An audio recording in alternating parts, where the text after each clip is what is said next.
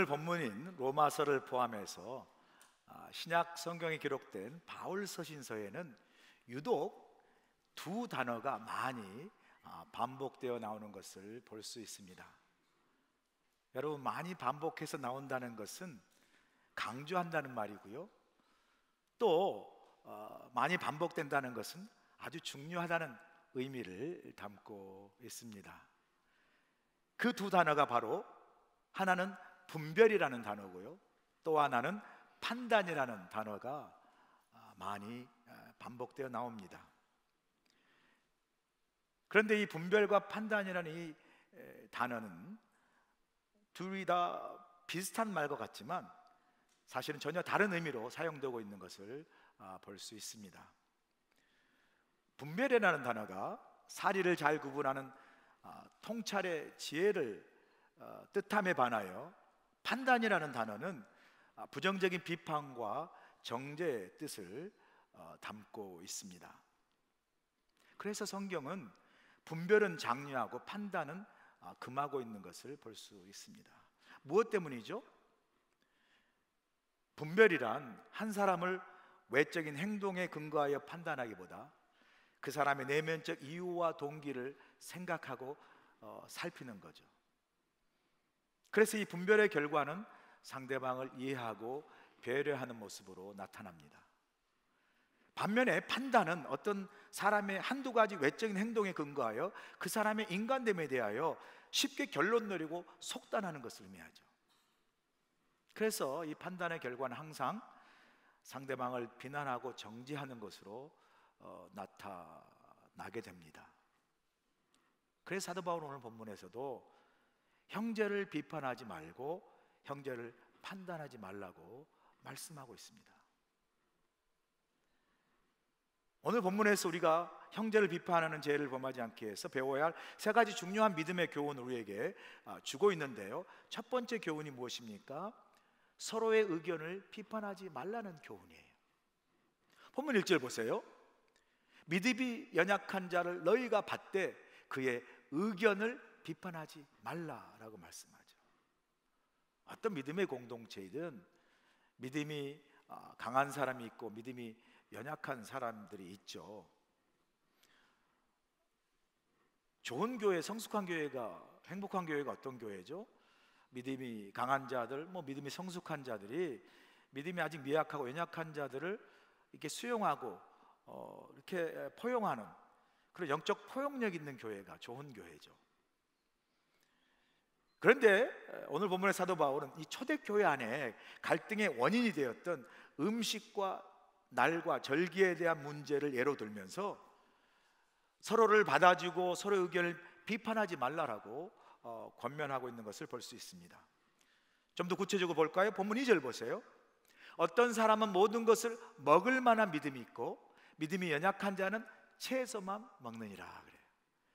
이 2절의 배경은 당시에 고기를 먹는 문제에서 발생되는 그러한 논쟁인데요, 우상에 바쳐진 고기를 먹을 것이냐 먹지 말할 것이냐는 논쟁을 배경으로 하는 거죠. 어떤 사람은 모든 음식은 다 하나님이 주신 것인데 감사함으로 받고 먹으면 되지라고 하는 이 모든 것을 먹을 만한 믿음이 있는가 하면, 어떤 사람은 그래도 그렇지, 아무리 고기가 먹고 싶어도 어떻게 우상에 바쳐진 부정한 고기를 먹을 수 있단 말인가, 나는 차라리 채소만 먹겠다라고 그렇게 주장하는, 본문에 보니까 믿음이 연약한 사람도 있다라는 거죠. 이건 당시 로마 교회를 이해할 필요가 있습니다. 당시 로마 교회는 유대인들과 이방인들로 구성된 그런 교회죠. 그런데 유대인들은 우리가 잘 아는 대로 철저하게 부정한 음식을 가려먹는 전통이 있지 않습니까? 사도행전 10장에 보면요, 사도 베드로가 기도하는 가운데 환상을 보는데 하늘에서 보자기가 나와서 각종 먹을 것이 이렇게 보여주지 않습니까? 그 안에 유대 전통에 먹지 말할 음식이 들어있으니까 사도 베드로가 하나님께서 먹으라 함에도 불구하고 나는 먹을 수 없습니다라고 버티는 것을 보게 됩니다. 왜 사도 베드로가 나는 먹을 수 없습니다라고 버틴 거죠? 베드로가 유대인이기 때문에 그래요. 유대인들은요, 목매 죽인 것도 안 먹고 돼지고기도 안 먹고 피가 있는 것도 부정한 음식으로 여겨 먹지 않는 그런 율법적인 전통이 있지 않습니까? 그래서 율법에 따라서 재료를 선택하고 요리한 코셔라고 그러죠. 코셔. 유대인들의 그 음식 문화 코셔에 따라서 먹습니다. 그래서 유대인들은 이 율법 그 음식 예법에 따라서 음식 먹는 게 참 까다롭고 따지는 그런 민족이에요. 제가 성지순례 가서 그런 경험을 확실하게 하지 않았습니까? 성지순례 혹은 외국에 나가다 보면 음식이 항상 문제예요. 뭐 적당한 한국 식당 가기도 어렵고 또 김치 먹기도 힘들고. 그러니까 비장의 무기가 뭡니까? 고추장이죠. 고추장을 항상 들고 가는 거죠. 어디다가 고추장 넣으면 견딜만 해요. 그래서 이제 저도 고추장을 넣고 예루살렘에 들어갔습니다. 예루살렘 호텔에 들어갔어요. 그래서 아침을 먹는데 뭐 그리스 로마부터 그냥 기름진 거 먹어가지고 막 속이 안 좋아요. 그래서 그날 아침에 음식 나온 걸 고추장을 넣어가지고 잘 비벼가지고 맛있게 먹었어요. 그런데 조금 있으니까 큰 유대인 건장한 매니저가 저한테 딱 와가지고 묻는 거예요. 너 고추장 먹었지? 그래가지고 순간 너무 당황한 거예요. 그래서 어떻게 해요? 먹었어요. 그랬더니 여기서 고추장 먹으면 안 된대요. 여기는 코셔에 따라서 먹는 곳인데 너 왜 고추장 먹었냐는 거예요. 난 깜짝 놀랐어요. 그때 싹싹 발라서 거의 없었거든요. 근데 어떻게 그 조금 남은 고추장을 봤는지 금방 왔어요. 아마 같이 가신 분도 아실 거예요. 그래가지고 그분이 인상을 팍 쓰면서 너 한 번만 더 고추장 먹으면 호텔에서 쫓아내버린다. 다음날 제가 고추장 먹었겠어요? 안 먹었겠어요? 안 먹죠. 고추장 먹다가 성지순례 못하고 쫓겨날 뻔했다니까요. 진짜 그때 좀 황당하고요, 너무 창피했어요. 이렇게 유대인들은요 음식 하나 가지고 정말 따지는 그런 정결예법이 있지 않습니까? 반면에 이방인들은 뭐 유대인과 같이 이렇게 코셔 같은 정결 음식에 따라 그런 게 신경 쓰지 않고 아무 것이나 잘 먹었다는 거죠. 예를 들어서 이방인들이 이렇게 맛있는 선지국을 왜 안 먹니? 이렇게 정말 입에 살짝 넣는 순대를 안 먹는 이상한 족속이야. 그러면서 막 선지국도 잘 먹고 순대도 잘 먹었다라는 거죠. 그러면서 이 이방인들은 유대인을 이해하지 못했고 유대인들이 그런 이방인들을 정말 혐오하지 않았겠어요? 그러다 보니까 그 음식이 로마 교회의 갈등의 원인이 됐다라는 거죠. 이런 관점 볼 때 가만 생각해 보면요, 우상의 제물로 바친 고기를 먹는 여부 혹은 율법에 정한 어떤 음식을 먹는 여부가 사실 오늘 본문의 사도 바울은 그걸 믿음이 강한 자와 약한 자로 표현했지만 실제로 가만 보면요, 그게 믿음의 강하고 약함의 차이를 이야기하는 게 아니고요, 엄밀히 말하면 그들이 자라온 관습과 문화에서 기인하는 생각과 견해의 차이라는 것을 우리가 금방 알 수 있어요. 사실은 이 음식을 먹고 안 먹고 한 문제는 그들에게 있어서 예수 그리스도를 믿고 구원받은 이 복음의 본질과는 사실 중요한 문제가 아니라는 거죠. 자라온 삶과 그 배경 속에 오는 그 문화와 생각과 견해 차이에 불과한 것을 우리가 알 수 있지 않습니까? 마찬가지로 여러분, 오늘 여러분 주보 간지에 동성애 관련한 교단 탈퇴 방안으로 제시한 두 가지 방법과 시기는요, 동성애를 찬성하고 반대하는 우리 신앙과 믿음의 본질적인 문제가 아니에요. 우리 신앙과 믿음의 본질적인 문제는요, 우리는 동성애가 성경적 가르침에 어긋나기 때문에, 우리 복음의 진리에 어긋나기 때문에 우리는 동성애를 반대하는 데에서는 그 믿음의 본질과 신앙 고백에는 다 하나예요. 다 하나입니다. 다만 교단 탈퇴를 위한 방법과 시기에 있어서 서로의 생각과 의견이 다를 뿐이에요. 둘 다 서로 다른 의견에 불과합니다. 자, 이런 서로 다른 의견을 가진 우리를 향하여 사도 바울이 오늘 본문에 뭐라고 얘기합니까? 서로를 존중하고 서로를 받아주고 서로 의견을 비판하지 말라고 말씀하고 있지 않습니까? 내 의견만 진리이고 다른 의견은 거짓이라고 판단하지 말라는 거예요. 그러면 사도 바울은 우리가 왜 서로를 받아주고 서로 의견을 존중하고 비판하지 말아야 할 이유를 본문 3절에서 또한 풀어서 이야기하지 않습니까? 본문 3절 보세요. 먹는 자는 먹지 않는 자를 없인 여기지 말고 먹지 않는 자는 먹는 자를 비판하지 말라. 이는 하나님이 그를 받으셨습니다. 먹는 자는 먹지 않는 자를 없인 여기지 말고 먹지 않는 자는 먹는 자를 비판하지 말아야 할 이유가 무엇입니까? 사도 바울 말씀하지 않습니까? 그것은 하나님이 나를 그리고 너를 그리고 우리 서로를 어떻게 하나님이 받으셨기 때문에, 내가 당신을 받았으니 찬성이고 내가 당신을 받지 않았으니 반대가 아니라니까요. 그건 우리의 생각, 우리의 비판과 판단이고요. 사도 바울은 하나님이 우리 모두를 어떻게 받으셨다고 이야기해요. 용납하셨다고 이야기합니다. 여러분 잊지 마세요. 서로를 비판하는 우리는 우리가 받아서가 하나 된 게 아니고요, 하나님이 우리 모두를 받으셨기 때문에 우리 십자가 안에서 하나인 줄로 믿습니다. 하나님이 자기 아들을 내어주기까지 우리를 받으셨고요, 그 내어준 독생자로 오신 주님이 십자가 달려 생명을 내어주시기까지 우리를 받으시고 사랑한 그런 존귀한 자들이 저와 여러분 우리 모두라는 거예요. 여러분, 하나님이 착하시고 하나님이 자기 목숨을 내어주시기까지 우리를 사랑하시고 받으신 존귀한 우리 서로들을 우리가 무슨 자격으로 서로를 비판하고 판단할 수 있습니까?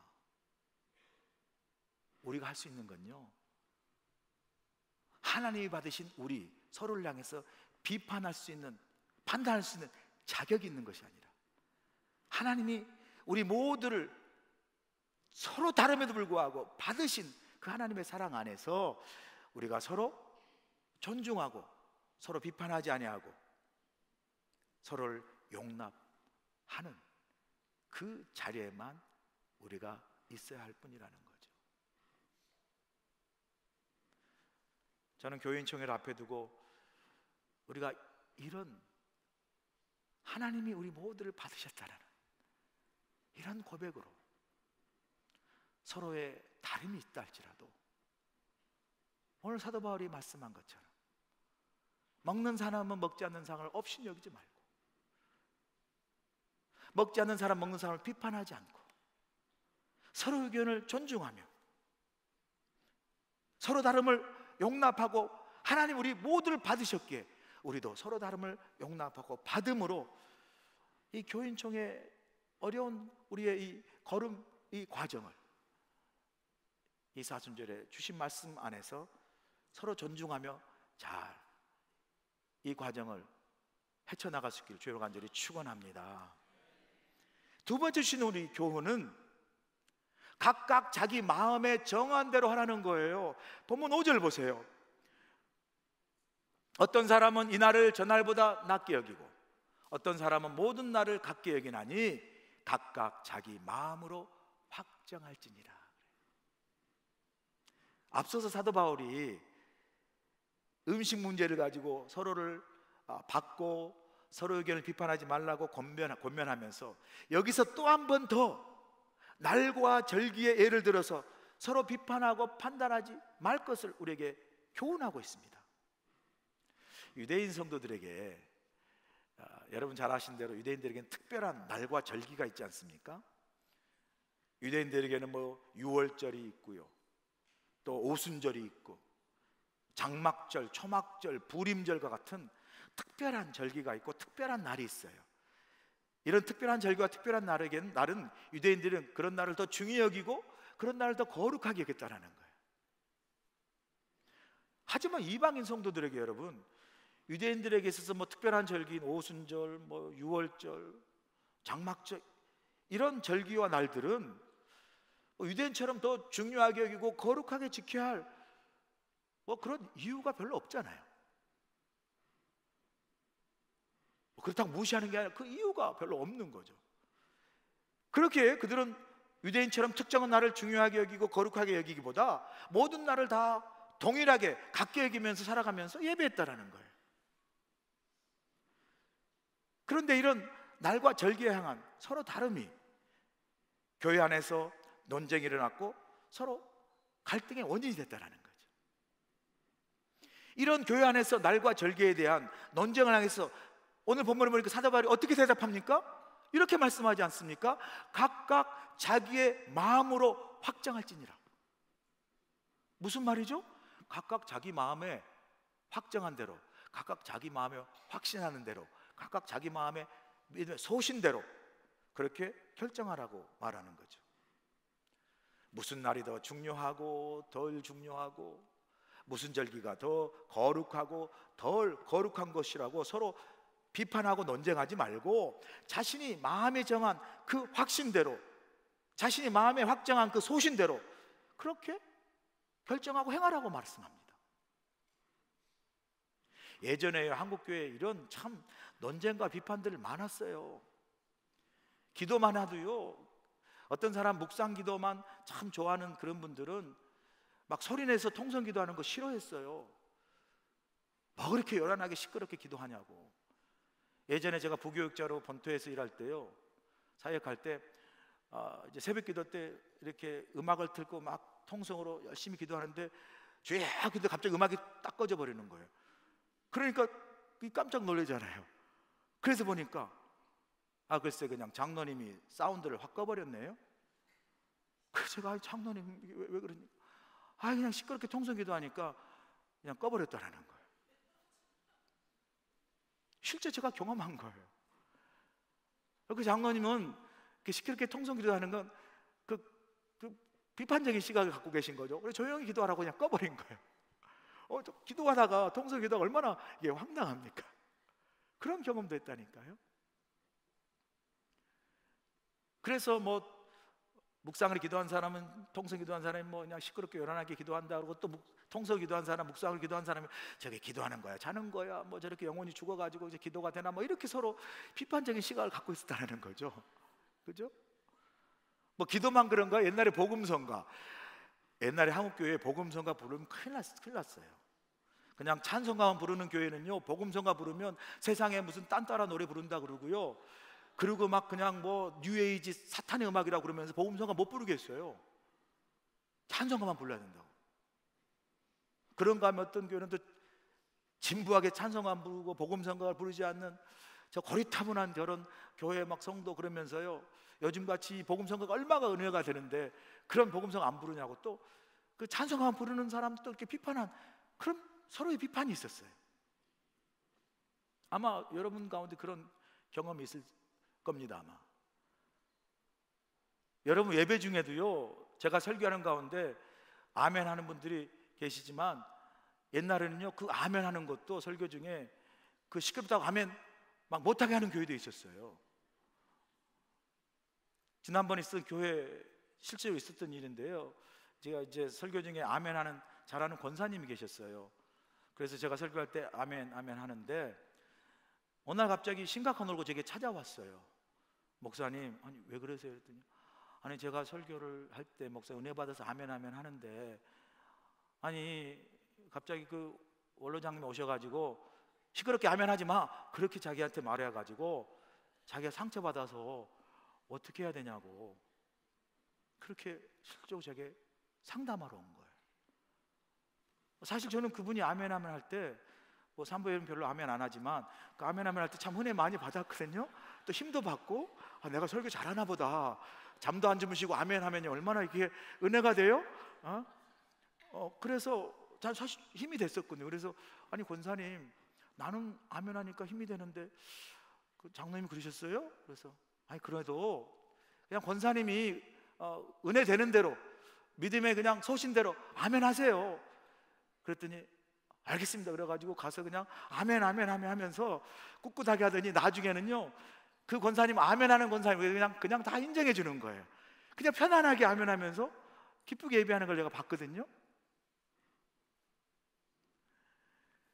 여러분, 오늘 본문에서도 사도 바울이 이런 논쟁이 사실은 믿음의 본질적인 문제가 아니기 때문에 무엇이 옳고 그런 건지 서로 갈등하고 비판하지 말고 서로 자기 마음에 확정한 대로, 자기 마음의 확신대로 자기 마음이 정한 대로 소신대로 행하라고 말씀합니다.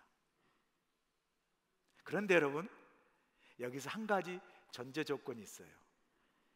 자기 마음의 확정대로 하는 게 자기 소견대로 마음대로 하라, 그런 의미가 아니라 사도 바울이 자기 마음에 확정한 대로 소신대로 그렇게 행하라 말씀하시면서 우리에게 주신 한 가지 전제 조건이 있어요. 그게 본문 6절이에요 6절 보세요. 나를 중히 여기는 자도 주를 위하여 중히 여기고 먹는 자도 주를 위하여 먹으니 이는 하나님께 감사하며 먹지 않는 자도 주를 위하여 먹지 아니하며 하나님께 감사하느니라. 그래. 무슨 말씀하고 있죠? 우리가 자신 마음에 확정한 대로 하되, 사도 바울은 조건을 달아요. 그 조건이 뭡니까? 우리가 마음에 확정한 대로 정한 대로 소신대로 하되 점검할 것은 우리 마음에 확정하고 소신하는 동기가, 마음의 중심이 무엇인가를 점검하라고 그래요. 우리가 마음에 확정한 대로 하되 내가 확정한 그 일에 대한 내 마음의 동기와 마음의 중심이 중요하다는 거예요. 그 마음의 동기와 마음의 중심이 무엇이 되어야 한다고 이야기합니까? 사도 바울 본문에서 주를 위한 것이어야 한다라고 그래요. 주를 위한 것이라. 특정한 나를 중히 여기는 것도 혹은 중히 여기지 않는 것도 주를 위한 것이면 서로 비판할 것이 아니라 하나님께 감사할 일이고, 고기를 먹는 것도 혹은 먹지 않는 것도 둘 다 주를 위한 것이라면 서로 비판할 것이 아니라 오히려 하나님께 감사해야 할 일이라고 말해요. 중요한 것은요, 내 확정한 대로 행하는 것보다 내가 확정한 그것에 대한 내 마음의 중심과 동기가 더 중요하다는 거예요. 이런 관점에서 사도 바울은 우리 마음의 확정과 마음의 그 확정함이, 그 마음의 중심과 동기가 다 주님을 위한 것이라면 둘 중 어느 걸 선택해도 괜찮다라고 이야기해요. 비록 상반된 선택과 결정 때문에 서로 다투고 비판하지만 그 동기와 마음의 중심과 본질이 주님을 위한 것이라면 오히려 그 서로의 선택과 결정을 존중하고 하나님께 감사하면서 얼마든지 그 서로 다름이 함께 병존할 수 있다는 거예요. 다음 주에 있을 교인청에 저는 그렇게 생각합니다. 본질은 같아요. 우리가 동성애 앞에 두고 우리의 신앙과 믿음을 지키는 그 본질 같습니다. 여러분 교회에서 주신 공식적인 문서를 한번 잘 읽어보세요. 본질은 같아요.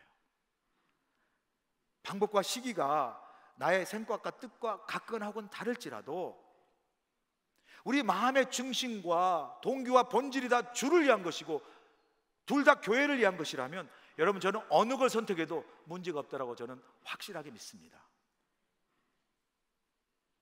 교인 총회 투표를 앞두고 오늘 본문의 사도 바울의 권면에 따른다면 우리 모두는 기도하는 가운데 각각 자기 마음에 확정한 대로, 여러분이 기도하시면서 마음에 하나님 주신 소신대로, 확신대로, 그 다음에 오죠. 주님을 위하여, 교회를 위하여 내가 믿음의 소신을 가지고 선택하고 결정하여 투표하면 되는 거예요. 여기에 여러분, 여기에 오늘 본문 여기에 보면 사도 바울이 이해하는 그리스도인의 삶의 본질이 잘 드러나 있어요. 사도 바울이 이해하는 그리스도인의 삶의 본질이 잘 드러난 구절이 오늘 본문 8절이에요. 본문 8절 보세요.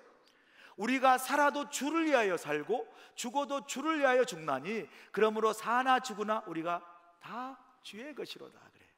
이게 사도 바울이 우리 그리스도 삶의 본질이라고 이야기해요. 바로 앞서 7절에 보면 이렇게 우리 중에 누구든지 자기를 위하여 사는 자도 없고 자기를 위하여 죽는 자도 없도다 말씀하면서,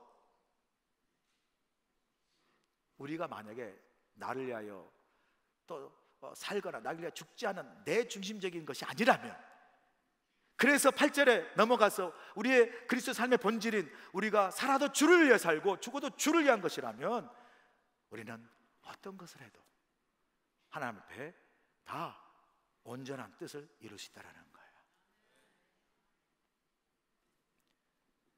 여러분, 이런 자세와 이런 본질을 가지고 우리가 내리는 선택과 결정이라면 저는 우리의 선택이 좀 서로 다르더라도 서로 비판할 거고 비판하고 판단할 것이 아니라 서로가 주님을 위한 선택, 교회를 위한 선택이라는 그 결정을 존중하고 저는 하나님께 감사할 수 있는 능력 있는 교회가 되길 주의로 간절히 축원합니다.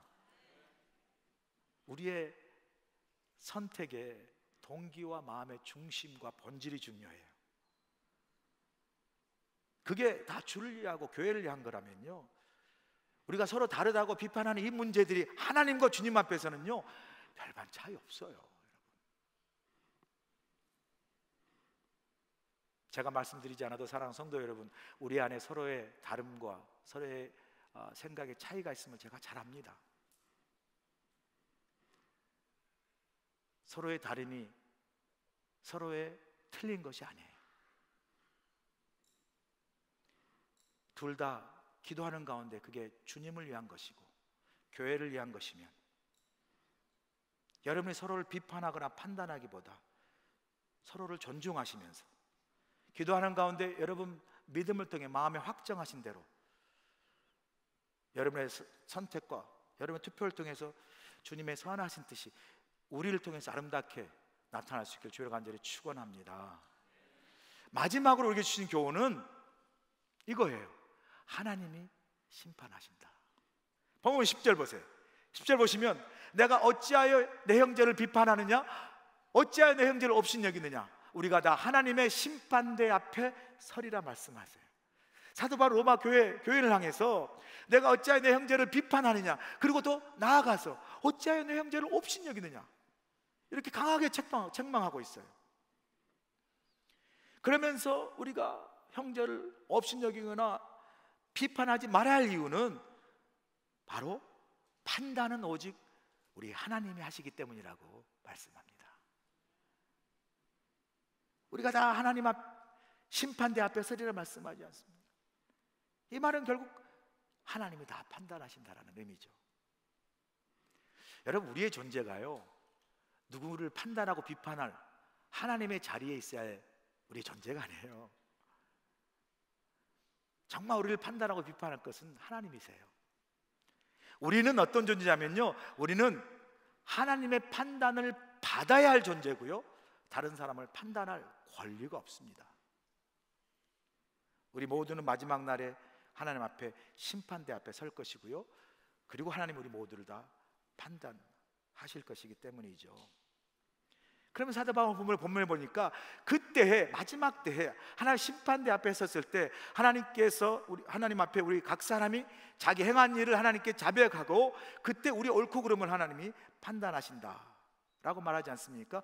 바로 11절에 말씀하세요. 11절 보세요.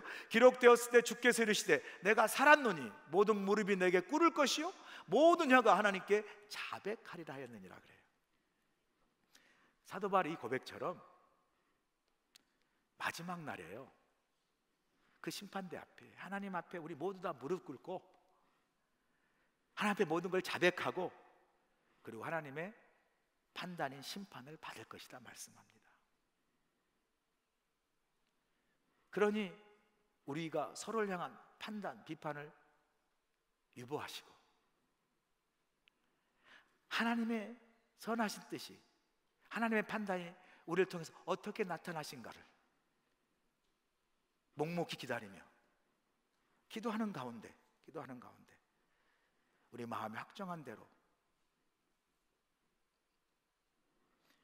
그리고 하나님이 판단하고 심판하신 대로 하나님의 선한 뜻을 이루실 것이라는 믿음을 우리가 가져야 돼요. 믿음을. 우리가 하나님 앞에 서야 할 그런 판단받아야 할 존재라는 그 의식이 분명하다면요, 우리는 다른 사람을 판단하기보다 오히려 판단받을 자로서 항상 겸손한 모습으로 우리가 각자 서로 앞에 서야 되지 않겠습니까? 그렇다면 우리 비판의 대상은 진정 누굽니까? 오늘 본문의 사도 바울은 바로 우리 자신, 나 자신이라고 말합니다. 본문 12절에 분명히 말씀하지 않습니까? 12절 보세요. 이러므로 우리 각 사람이 자기 일을 하나님께 직고하리라 그래요. 우리가 하나님 심판대 앞에 섰을 때 우리는요 각자 내 일, 나의 일, 자기 일을 낱낱이 하나님께 직고한다라는 말은 자백한다라는 거죠. 이 말은요, 우리가 하나님 앞에 섰을 때 뭐 다른 사람 잘못된 비판, 다른 사람 잘못된 형제의 그런 제 허물을 가지고 가는 것이 아니라, 그래서 하나님 이 사람이 이게 잘못됐고요, 저 사람 저게 잘못, 그런 다른 사람의 어떤 허물과 비판을 가져가는 것이 아니라, 여기 보니까 자기의 일을, 자신의 허물과 자신의 부족함과 죄를 가지고 하나님께 나간다라고 말하는 거죠. 이 말의 의미는 다른 사람을 판단하고 정죄하는 것이 아니라 바로 판단받아야 할 사람, 내가 하나님 앞에 서서 내가 직고해야 할 그 사람은 다른 사람이 아니라 내 자신, 내가 먼저 내 자신을 돌아보고 판단해야 함을 말씀하고 있죠. 다른 사람을 향한 비판의 눈은 거두시고요, 그 눈을 여러분 자신을 향해서, 나를 향해서 돌리신다면 판단과 비판보다 똑같이 부족한 나를 발견하며 우리는 하나님 앞에 겸손할 수밖에 없어요. 조정민 목사님이 쓴 사람이 선물이라는 책을 보면 이런 글이 나옵니다. 참 읽으면서 많이 공감을 했는데 한번 들어보세요.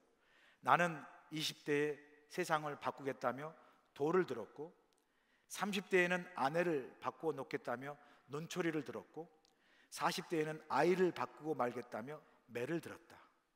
50대 되어서야 진정 바뀌어야 할 사람이 나임을 깨닫고 들었던 모든 것을 다 내려놓았다.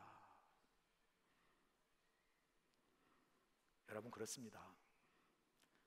우리가 비판하고 판단하고 돌아보고 성찰할 대상은 다른 사람이 아니라 바로 우리 내 자신입니다.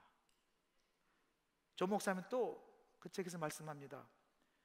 내가 그렇게 저 사람은 안 된다고, 바뀌어야 된다라고 큰 소리를 질러도 바뀌지 않는 것은 바로 다른 사람이 아닌 내 자신이 바뀌고 변해야 할 대상이기 때문입니다. 이렇게 말씀해요. 우리는 먼저 다른 사람을 판단하고 비판하기보다 우리 자신을 돌아보고 성찰을 해야 합니다. 우리 모두가 주님의 한 지체잖아요. 한 교회, 한 가족이고 성도잖아요. 더 놀라운 것은 우리 모두를 내 기준과 판단으로 내가 받는 것이 아니라 하나님이 자신의 독생자 아들, 주님이 자신의 생명을 내어주기까지 우리를 사랑하시고 우리를 받으신, 우리는 존귀한 자입니다. 우리는 존귀한 자예요. 하나님 받으신 이 십자가 죽기까지 사랑하여 받으신 우리 존귀한 우리 서로를 우리가 함부로 정죄해서는 안 됩니다.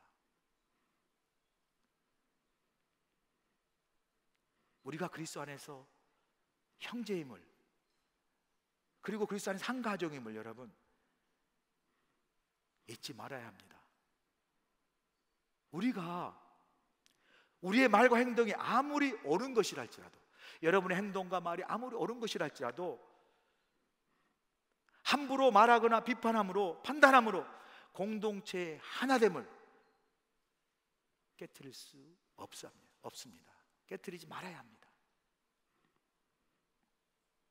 저는 확실하게 여러분에게 말씀드리고 싶은 건요, 다음 주에 있을 교인총회 투표가 아무리 중요한 일지라도, 그리고 나의 선택과 결정이 아무리 옳은 일이라도, 저는 우리 그리스도 교회가 믿음의 공동체로 하나 되는 것보다 더 중요하다고 믿지 않습니다. 그 어떤 우리의 선택과 결정도 교회 하나됨을 깨트리는 결과를 낳아서는 저는 안 된다고 믿습니다. 교회 총회 결정이 아무리 중요해도 우리 교회가 하나 되는 것보다 더 중요하지 않습니다. 지금 우리에게 필요한 건요, 비판과 정죄가 아니라 이해와 배려입니다. 저는요 확실히 믿어요. 여러분, 동성연애 이 문제, 이거요 하나님 뜻대로 다 지나갑니다. 지금 우리가 죽고 못 사는 것 같아도 이 또한 다 하나님의 뜻대로 지나가요. 그러나 잊지 마세요. 이 모든 건 다 지나가도 우리는 우리 부르신 이 교회 안에서 하나님 부르실 때까지 우리가 함께 살아야 할 형제요, 자매요, 가족임을 잊지 마세요. 여러분, 잊지 마세요. 그러면 우리가 서로 비판하고 판단하지 말고 서로 용납하고 존중하며 마지막 판단은 하나님이 하시고 서로를 사랑하는 마음으로 여러분 기도하고 믿음에 확정한 대로 여러분의 선택을 하시되 성령 안에서 하나됨을 힘써 지켜나가는 저와 여러분 우리 교회가 되시길 주를 간절히 축원합니다. 기도하시겠습니다. 좋으신 아버지 하나님, 사순절에 우리가 하나님 앞에 얼마나 존귀한 자요, 하나님 우리를 받으시고 우리를 주님이 세우신 이 교회의 한 지체가 되게 하시고 가족이 되게 하심을 깨닫게 하시고,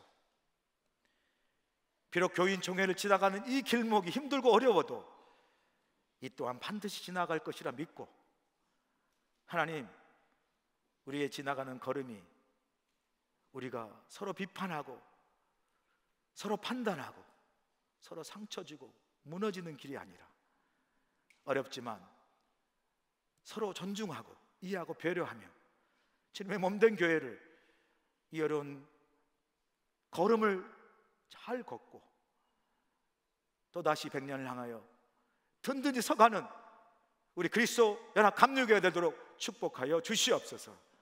예수님의 귀하신 이름으로 기도합나이다. 아멘. 이제는 우리 주 예수 그리스도의 크신 은혜와 우리 하나님 아버지의 무한하신 사랑하심과 성령님의 살아계시고 우리 함께 하시고 이 자리에 역사하시고 교통하시는 그 놀라운 은혜가 교인총회를 향하여 걸어가는 힘들고 어려운 길에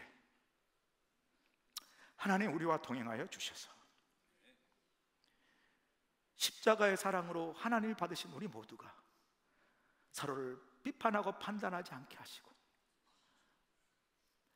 우리 모두 주님을 위하여 교회를 위하여 서로 존중하며 하나됨을 이루어 서로를 용납하고 이 어려운 때를 주님이 기뻐하신 뜻을 아름답게 아버지로 나가며 교인총을 통해서 하나님의 선하신 뜻이 우리 가운데 이루어질 때 또 역시 우리 하나 되어 하나님 앞에 나아가 주의 나라를 이 땅에 아름답게 이어나가는 또 다른 100년 향해 나아가는 우리 사랑하는 교회가 될 수 있도록 함께하여 주시옵기를 예수님의 귀하신 이름 받들어 간절히 축원하옵나이다. 아멘. 주님을 함께 하소서.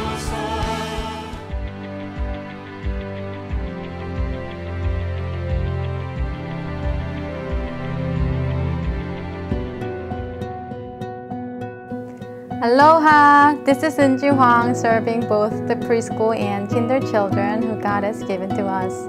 We raise our children with the love of God along with wonderful teachers. We're sharing the gospel in various ways so that our children can easily learn the words of God. We are gladly serving our children so that they can experience joy, happiness, and God's love through our ministry. I hope to see you soon. Mahalo! Aloha and welcome. I am Director Ellen No for Awana and Elementary Ministry. Together, teachers and I work together to strengthen our children's faith walks through the words of God, praise, and fellowship. Awana is a global program designed for the discipleship of over 4 million children. We invite you to join us in Awana and Sunday worship, and we look forward to seeing you soon. God bless you all. Aloha! Hello, my name is Nathan Lee and I am the youth pastor for our beloved 6th to 12th graders. Our youth ministry is a safe and encouraging community for students to build a firm foundation in their faith, identity, and future. During these years, students are trying to figure out who they are while learning how to successfully navigate and lead their lives. We hope to come alongside our youth during these formative years to support, encourage, and guide them with the Word of God and His love. Our vision is to see a youth that is awakened to the reality of Jesus Christ and to live passionately for Him. Our aim is to see our students powerfully encounter God's love, to empower them to go all in for Jesus, and to prepare them to live out their faith with courage and boldness. Our prayer is that our students will discover their eternal security in the purpose and the hope of the gospel as they experience the living power of the Holy Spirit in their personal lives. Our weekly gatherings are Fridays at 6:30 p.m. and Sunday mornings at 9 a.m. and 11:15 a.m. We look forward to getting to know our next generation youth and serving them. Mahalo!